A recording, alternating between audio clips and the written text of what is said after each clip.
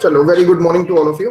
Today we are going to start with the retaining wall, and if we complete the retaining wall, we will revise the slabs also. Okay, ठीक है. तो सबसे पहले शुरू करते हैं. रिटेनिंग वॉल क्या होती है? सुना है कभी नाम? सॉइल में थोड़ा बहुत मैंने रिटेनिंग वॉल बताया था, याद है कुछ? हाँ सर. क्या होता है रिटेनिंग वॉल, बताओ. कहीं देखा रे?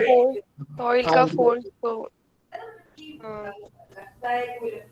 रेजिस्ट करने के लिए. Very good, very good. कहीं देखा है? हाँ, रिटेनिंग वॉल देखा है कहीं? हाँ सर, वो हिली रोड के साइड में जो होता है इसलिए. हर्षिता, रिटेनिंग वॉल कुछ याद आ रहा है? सॉइल मैकेनिक्स, सॉरी सॉइल बोल रहा हूँ, जियो, क्या किस नाम से पढ़ा था हमने? जियो टेक्निकल इंजीनियरिंग, सॉइल ही पढ़ा था शायद.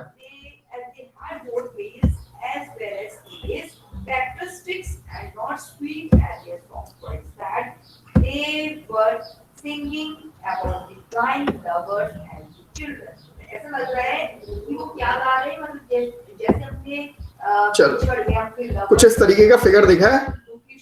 अभी करते हैं फिगर पूरा. ठीक है, तो सबसे पहले शुरू करते हैं what is retaining wall. Retaining wall की डेफिनेशन से शुरू करते हैं. ठीक है, retaining wall is used to retain the ground surface. ठीक है, अब ग्राउंड सरफेस में भी बैकफिल. ठीक है, पिछली बार बैकफिल के कंसेप्ट हम लोग पढ़ चुके हैं.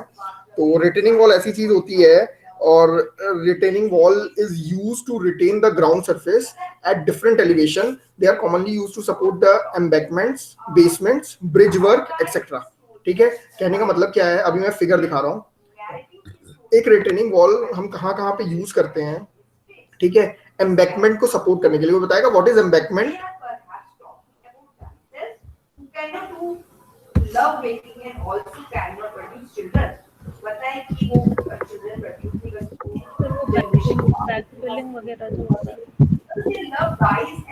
Very good.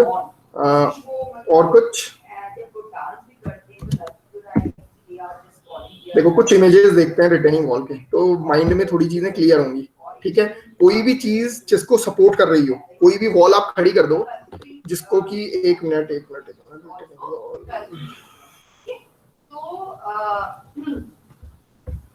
next thing is we can say whatever the meaning may be their song is quite sad. देखो, मैंने कुछ नहीं किया, रिटेनिंग वॉल गूगल पे डाला. देखो, जो भी चीज पढ़ो ना, स्लैब पढ़ रहे हो तो उसको थोड़ा सा पिक्चराइजेशन में आप देखो. ये चीज क्लियर हो रही है? दिख रहा है कुछ? हाँ सर. है ना, थोड़ा छोटा छोटा दिख रहा होगा, इसको थोड़ा सा आप बड़ा करके देख सकते हो. ठीक है, खुद से ये चीज करनी है. जैसे कि देखो, ये वॉल खड़ी है, वॉल के पीछे क्या रखा हुआ है हमारा? This is known as backfill. ठीक है, मिट्टी अगर आपने रख रखी है तो इसका लोड वो ले रहा है. ठीक है, तो ये क्या दिया हुआ है? Retaining walls. ठीक है, ऐसे ही बहुत सारी रिटेनिंग वॉल्स होती हैं, अलग अलग टाइप्स की होती हैं. ये देखो, ये क्या बना रखा है हमने? वॉल बना रखी है और यहाँ पे मिट्टी भर रखी है, तो इसका जो सारा लोड आएगा that is on the wall. ठीक है, तो this is known as retaining wall. Clear हो रहा है? कुछ चीजें दिमाग में आइडिया बन रहा है हम लोग क्या पढ़ने जा रहे हैं. ठीक है, ऐसे ही साइड में हो गया. और कहाँ हम यूज कर सकते हैं? देखो, जो भी आप वॉल देखते हो ना, वॉल के पीछे कुछ बैकफिल भरा हो. ठीक है, बैकफिल में भी सॉइल. ठीक है, कुछ और चीज भी हो सकती है, उसका लोड हो सकता है. ठीक, तो पहले मतलब क्लियर हम पढ़ने क्या जा रहे हैं. ये वॉल आपने जनरली देखी होगी, हर जगह वॉल बनी रहती है, उसके पीछे मिट्टी भरी होती है. तो इस मिट्टी का लोड जो ले रहा है, this wall is known as retaining wall. Retain कर रहा है, इसका लोड रिटेन कर रहा है, तो दैट इज रिटेनिंग वॉल. ठीक है, अब ये भी अलग अलग टाइप्स के हो सकते हैं. ठीक है, ये देख लो. ठीक है, बहुत सारे फिगर हैं. ऐसे आप गूगल पे कोई भी चीज पढ़ते हो ना, तो थोड़ा सा देख लिया करो कि क्या चीज हम पढ़ रहे थे, क्या चीज है. ठीक है, तो पिक्चर से ज्यादा चीजें क्लियर होती हैं, दिमाग में आपकी इमेज बन जाती है हम पढ़ क्या रहे थे. ठीक है, ऐसे मैं पूरी चीज पढ़ा दूं लेकिन आपको समझ नहीं आएगा. ठीक है, अब मुझे फटाफट से कोई बताएगा, इसमें मैं दो चीज का यूज कर रहा हूँ, हिल एंड टो. ठीक है, टो और हिल. ये हर्षिता और अंकिता का क्वेश्चन है, इसका हिल पार्ट कहाँ होगा और टो पार्ट कहाँ होगा? आगे होगा टो या पीछे होगा? फटाफट से खुद सोच के बताओ. सर, आगे होगा. हाँ, टो हिल का कंसेप्ट क्लियर है ना? हाँ सर. क्योंकि अब टो और हिल का यूज होगा तो फिर वो डायरेक्ट चीजें होगा. एक मिनट, ये बहुत सारे फिगर हैं. इस तरह का फिगर कोई भी चीज पढ़ते हो ना तो उसको आप देखिए. और देखो, ये क्या किया, सिंपल सा रॉक रखा हुआ है. ठीक है, rock is used here as a retaining. ठीक है, रिटेन करने की कोशिश कर रहा है. चलो, ऐसे बहुत सारे आप देख लोगे. ठीक है, अब ये मटेरियल पे हम नहीं जाएंगे क्योंकि मटेरियल हमें नहीं पढ़ना है, हमें क्या पढ़ना है, हमें रिटेनिंग वॉल के बारे में पढ़ना है। ठीक है, चलो अब बहुत हो गई फिर पिक्चर विक्चर। सबसे पहले डेफिनेशन पे आते हैं, क्योंकि देखो एग्जाम पॉइंट ऑफ व्यू से पढ़ना है तो हमारी डेफिनेशन क्लियर हो और कंसेप्ट क्लियर हो। ठीक है, तो retaining wall is used to retain the ground surface, अभी हमने देख लिया। At the different elevation they are commonly used to support the embankment, basement, bridge work. अब यहाँ पे आते हैं, अभी जो हम मिट्टी देख रहे थे, मिट्टी मे बी एम्बैंकमेंट की तरह हो सकता है, बेसमेंट की तरह हो सकता है, या फिर आपका ब्रिज वर्क। ठीक है, ब्रिज वर्क में भी जो साइड साइड में आप वो देखते हो, that is also a retaining wall. ठीक है, साइड में आप ब्रिज के लिए आपको क्या चाहिए होता है, प्रॉपर मतलब पानी नीचे से जा रहा है तो उसके लिए भी एक ट्रेनिंग वर्क की जरूरत पड़ती है। ठीक है, तो रिवर ट्रेनिंग वर्क के लिए भी आपको एम्बैंकमेंट बनाना पड़ता है। ठीक है, तो याद कर लो, the retaining wall is used to retain the ground surface. रटने वाली बात नहीं है, सिंपल सी बात है, ग्राउंड सरफेस के लोड को रिटेन करेगा। At the different elevation they are commonly used. 3 example दे रखे हैं, क्लियर। आगे बढ़े, यहाँ पे कोई डाउट है? नहीं देखो सर।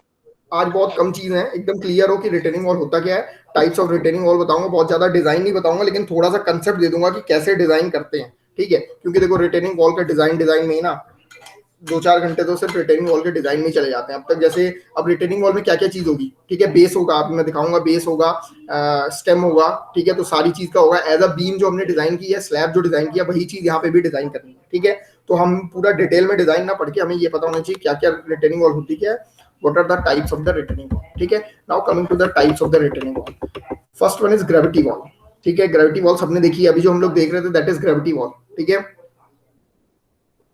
ग्रेविटी वॉल का मतलब क्या होता है, in this type of the wall the resistance to the earth pressure is generated by the weight of the structure only। ठीक है, कहने का मतलब है, अब अंकिता क्या बोलते हैं, छत पे खड़ी हो जाओ। ठीक है, सोच समझ के बताना, क्वेश्चन पूछ रहा हूं मैं। अंकिता छत पे खड़ी हो जाए और कृतिका छत पे खड़ी हो जाए, बहुत जोर की आंधी आए। ठीक है, तो कौन स्टेबल रहेगा? कृतिका। कौन? कृतिका। क्यों, अंकिता उड़ जाएगी क्या? हाँ। हाँ, नहीं, तो ये वर्क किस पे कर रहा है, this is working on the gravity. ठीक है, जिसका जितना ज्यादा वेट होगा वो ग्रेविटी की तरह काम करेगा, मतलब ग्रेविटी, ऐसे ही ग्रेविटी वॉल भी, सिर्फ आपने वॉल खड़ी की, ठीक है, वो जो प्रेशर आ रहा है ना, अर्थ का प्रेशर जो आ रहा है, अर्थ का प्रेशर समझ रहे हो, जैसे हमने ये वॉल खड़ी की, यहाँ पे हमने बैकफिल भरा, मिट्टी भर दी। ठीक है, मिट्टी को ही हम बैकफिल बोलते हैं। ठीक है, तो मिट्टी भर दी, तो क्या हुआ, जो self weight of the wall है, ठीक है, इसका जो सेल्फ वेट है वो अगर इसके प्रेशर को रेसिस्ट करे, that is known as gravity wall. Clear हुआ? एकदम हिंदी में समझा दिया। हाँ सर। ठीक है, अब इसमें क्या चीज रेस्ट्रिक्टेड होगी? ठीक है, अब तो ऐसे तो हम सारी ग्रेविटी वॉल ही बना दें, हमारा पैसा भी कम लगेगा, हम बढ़ाते जाएं, लेकिन क्या होगा ना, ये एक लिमिटेड हाइट तक के लिए वैलिड होगा। ठीक है, ऐसा नहीं होगा कि हम कितनी भी हाइट के लिए ग्रेविटी वॉल बना दें। ठीक है, तो यहाँ पे याद रखने वाली 2 पॉइंट है। सबसे पहला, it will work on the self load. ठीक है, जो प्रेशर एक्सर्ट कर रहा है that will be the resistance to, मतलब अगेंस्ट द जो सेल्फ वेट आ रहा है उसके कारण वो बियर कर ले रहा है। दूसरा is your, the height is limited, the height is the 3 metre only. ठीक है, 3 मीटर से ज्यादा आप ग्रेविटी वॉल नहीं बना सकते। क्लियर? देखो ये ग्रेविटी वॉल का हमारा क्रॉस सेक्शन हो गया। ठीक है, इस तरीके का होगा, यहाँ पे बैकफिल होगा। ठीक, this is heel, this is toe, और this height must not be greater than equal to, not greater than 3 metre. Clear? This is known as gravity wall. Clear है? नेक्स्ट बढ़े। हाँ sir. Next is cantilever retaining wall. अब आ जाती है cantilever retaining wall. Cantilever आप लोग के दिमाग में क्लियर है? ठीक है, पहले फिगर दिखाता हूँ इसका, फिर डेफिनेशन समझाता हूँ।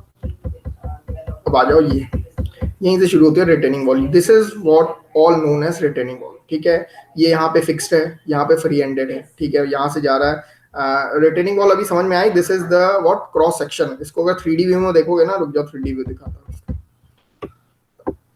अब देखो, अब समझ में आ रही है? यहाँ पे ये सेक्शन इस तरह आगे बढ़ता जा रहा है। ठीक है, ये सेक्शन आगे बढ़ता जा रहा है और यही सेक्शन यहाँ पे भी आगे बढ़ता जाएगा। This is known as total retaining wall. ठीक है, तो थोड़ा सा 3D और थोड़ा सा डिटेल में दिखाता हूँ। अब देखो, ये वाला दिख रहा है, ये तो आपने सिर्फ क्रॉस सेक्शन देखा है। ठीक है, क्रॉस सेक्शन ये दिख रहा है, ये इस तरीके की पूरी रिटेनिंग वॉल होगी, तब तो इसके पीछे जो सॉइल है तब तो रिटेन कर पाएगी ना। ये पूरी वॉल जा रही है, ये पूरी वॉल कंटिन्यूअस जा रही है, तब तो इसको। और नीचे हमारा क्या हुआ है, ये ग्राउंड में अच्छे से हमने जैसे फाउंडेशन देते थे ना, फाउंडेशन का ये दिख रहा होगा, फाउंडेशन का ये वो है। ठीक है, तो नीचे हमने बहुत स्ट्रॉन्ग कर रखा है, फिर उसके ऊपर से जो वॉल उठा रहे हैं, तब तो इस वॉल में स्ट्रेंथ आएगी ना, नहीं तो ऐसे थोड़े वॉल खड़ी रह जाएगी। ठीक है, तो हम बैकफिल भरेंगे तो फिर होगा। क्लियर है? यस हाँ सर। सर। चलो अब पढ़ते हैं कैंटिलीवर रिटेनिंग वॉल क्या होती है। ठीक है, this wall resist the earth pressure. Earth pressure समझ में आ रहा है, जो मिट्टी हमने भरी है उसके कारण जो प्रेशर आ रहा है, that is earth pressure. Horizontal and any other force by the cantilever bending action sufficient reinforcement is. देखो एक एक वर्ड समझो। ठीक है, सबसे पहले क्या किया हमने वॉल खड़ी कर ली। ठीक है, जो वॉल किसको रेसिस्ट करेगी? अर्थ प्रेशर को रेसिस्ट करेगी। इट में भी हॉरिजॉन्टल, हमने वहां पे पढ़ रखे थे, हॉरिजॉन्टल हमारे पास आते थे। अभी देखो जो हमने सॉइल पढ़ी थी ना, उसका पूरा पूरा यहाँ पे रोल है। ठीक है, तो आप बोलोगे तो थोड़ा डिटेल में पढ़ाया जाएगा, नहीं तो सॉइल एक बार फिर से रिवाइज कर लेना। Active earth pressure, passive earth pressure, याद आ रहा है कुछ कुछ? ठीक है, तो by the cantilever bending action. ठीक है, देखो कैंटिलीवर में भी बेंडिंग एक्शन आएगा, उसके कारण भी जो रेसिस्ट कर रहा है। अब कैंटिलीवर में जो बेंडिंग एक्शन आएगा उसके लिए हमें क्या प्रोवाइड करना पड़ेगा? सफिशिएंट रीइंफोर्समेंट प्रोवाइड करना पड़ेगा। ठीक है, sufficient reinforcement is provided to avoid the development of the tensile stresses. ठीक है, क्यों? क्योंकि हमारा स्टील जो है टेंशन स्ट्रेसेस को बियर कर पाता है। ठीक है, beyond permissible limit in the concrete. Concrete क्या होता है? फेलियर हो जाएगा हमारा टेंसाइल स्ट्रेस में, तो हमें क्या प्रोवाइड करना पड़ेगा? यहाँ पे स्टील प्रोवाइड करना पड़ेगा जहां जहां पे हमारा टेंसाइल स्ट्रेस आ रहा होगा। Clear? This is known as cantilever retaining wall. अब थोड़ा सा इनका डायग्राम दिखाता हूँ। चलो अब ये फिगर ध्यान से देखना। ठीक है, यहाँ पे बैकफिल भरा हुआ है। जब बैकफिल भरेगा, इस पे लोड आएगा, तो लोड इसको कैसे बेंड करेगा? कुछ इस डायरेक्शन में बेंड करेगा। देखो ये सीधी चीज है, जब लोड इधर आता है तो इसको ऐसे बेंड करता है। क्लियर है? ऐसे बेंड करता है, हाँ सर। है ना? तो जब बेंड करता है तो टेंसाइल फोर्स कहाँ आएगा? टेंशन किधर क्रिएट होगा? ऊपर या नीचे? कैंटिलीवर के केस में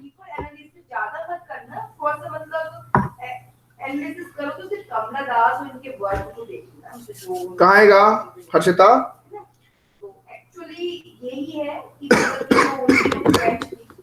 सॉरी, टेंसाइल फोर्स कहाँ पे आएगा?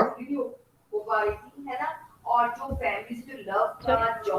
डायरेक्शन में आएगा। पक्का ऊपर आएगा। तो स्टील कहाँ प्रोवाइड करोगे?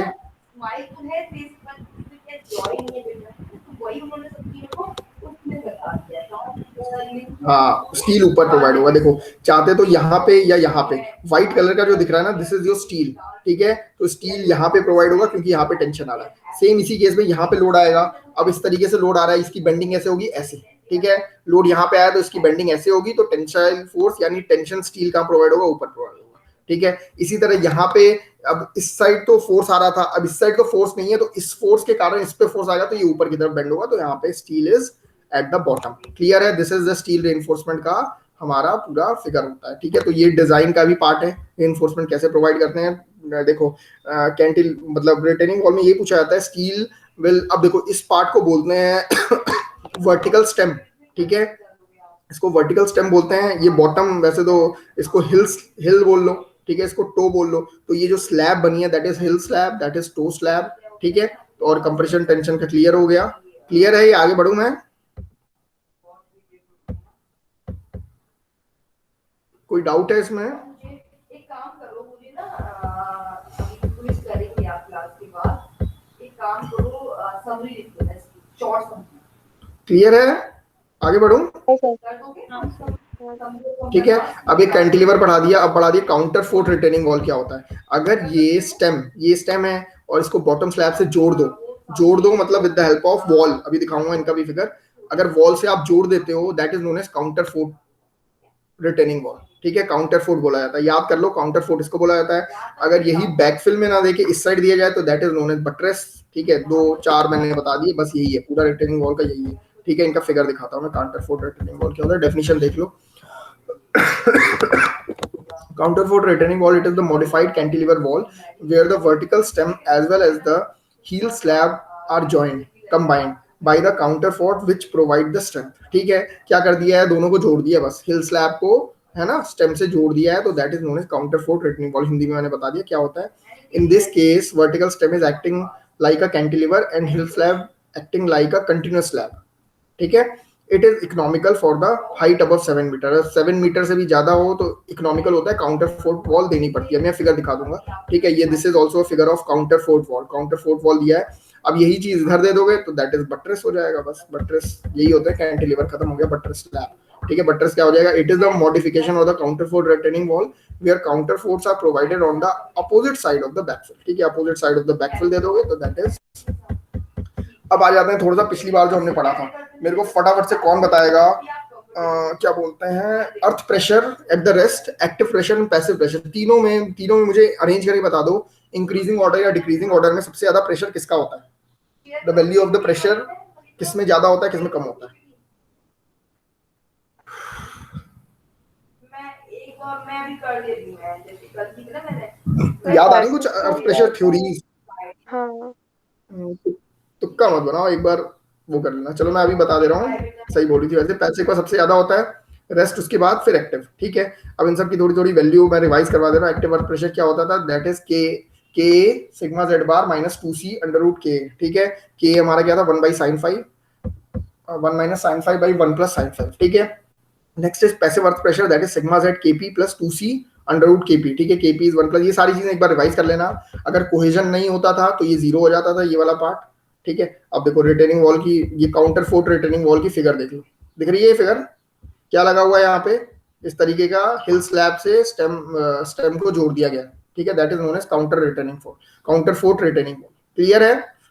अब पूछ रहे हो यहाँ बैकफिल कहाँ है? यहाँ पे मिट्टी भरेगी, अभी बन रहा है, ठीक है। यहाँ पे मिट्टी भर देंगे तो it will be a counter retaining wall. और भी फिगर मैं दिखा दे रहा हूँ। अब ये था फिगर, देख लो, कुछ याद आ रहा हो? ये फिगर मैंने बताया था क्या? Active earth pressure without any surcharge, अगर यहाँ पे सरचार्ज नहीं होगा तो C इक्वल टू 0 हो जाएगा।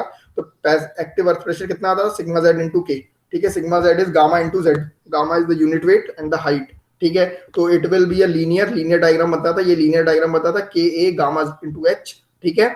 तो फोर्स इस पे कितना लगता था? जितना एरिया है, half into base into height, half into base into height लगा दो, हाइट आ जाएगी h, और ये नीचे से करेगा h/3 पे, ऊपर से करेगा 2h/3 पे। कुछ याद आ रहा है हर्षिता, अंकिता? अब ये इतना तेज मैं इसलिए बता रहा हूँ क्योंकि पिछली बार बता चुका हूँ, ठीक है। ये सारी चीजें हमने की थी। सी इज कोहेजन, कुछ याद आ रहा है, नहीं आ रहा? हाँ सर। जबरदस्ती हाँ है ना, मुझे पता है कुछ याद नहीं आ रहा, लेकिन फिर भी एक बार देख लेना है पिछली वाली चीजें, ठीक है। अगर सरचार्ज दिया हो, ठीक है, अगर ऊपर सरचार्ज दिया हो तो हम उसके लिए क्या करते थे? वाटर का वो कर लेते थे, ठीक है। प्रेशर बाय द वाटर, ठीक है, गामा डब्ल्यू इंटू एच से मल्टीप्लाई कर देते। सबमर्ज्ड और सैचुरेटेड के लिए क्या हो जाता था हमारा? एक और चीज आ गई, गामा डब्ल्यू इंटू एच आ जाता था, ठीक है। इनका इक्वल हो जाता था, अलग अलग केस के लिए अलग अलग थे, ठीक है। कोहेजनलेस सॉइल के लिए क्या था, ठीक है। अब ये active earth pressure for the surcharge of cohesionless soil, cohesionless soil के लिए हमारा फिर से वही आ जाएगा के इंटू, ये लीनियर आ जाता था, रेक्टेंगल, ठीक है। इनको एक एक बार देख लेना, इनका ज्यादा इतना रोल नहीं है।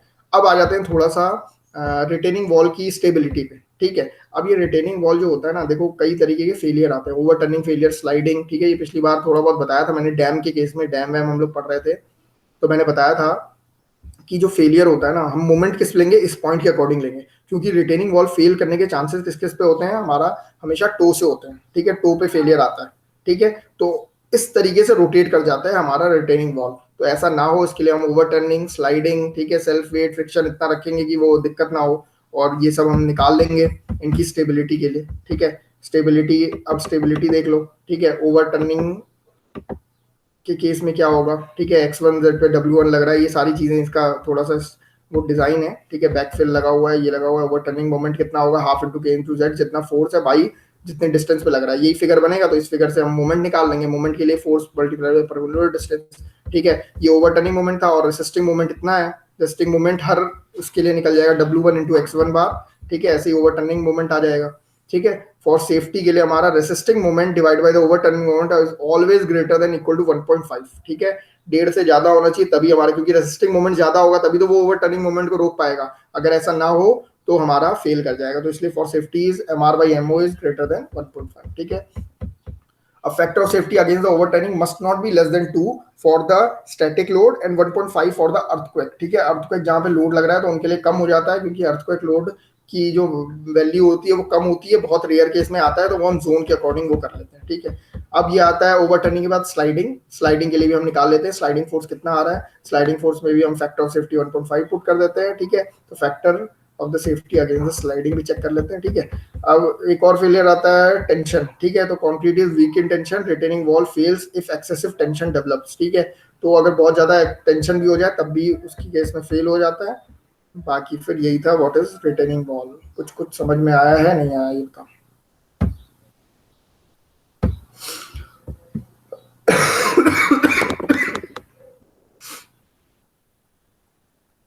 कुछ कुछ क्लियर हुआ?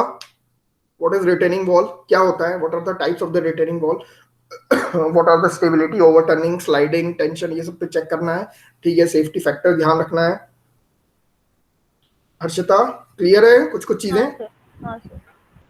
ठीक है, तो आज का काम है, अब मैं आज ज्यादा देर नहीं पढ़ा रहा, मेरी खुद तबीयत ठीक नहीं लग रही है, ठीक है। तो क्या करना है ना, आज का जो टास्क है, क्या क्या चीजें करनी है, ठीक है। स्लैब पूरा पढ़ लेना है, स्लैब की मैंने पीडीएफ अभी डाल दी है, ठीक है। स्लैब डाल दिया है, आपका रिटेनिंग वॉल अभी करवाई दिया है, ठीक है। इन दोनों को पढ़ लेना है, सिलेबस उठा लेना है, मेरे हिसाब से सिलेबस कंप्लीट कर दिया मैंने, ठीक है। एक बार आप लोग गो थ्रू कर लो, ठीक है।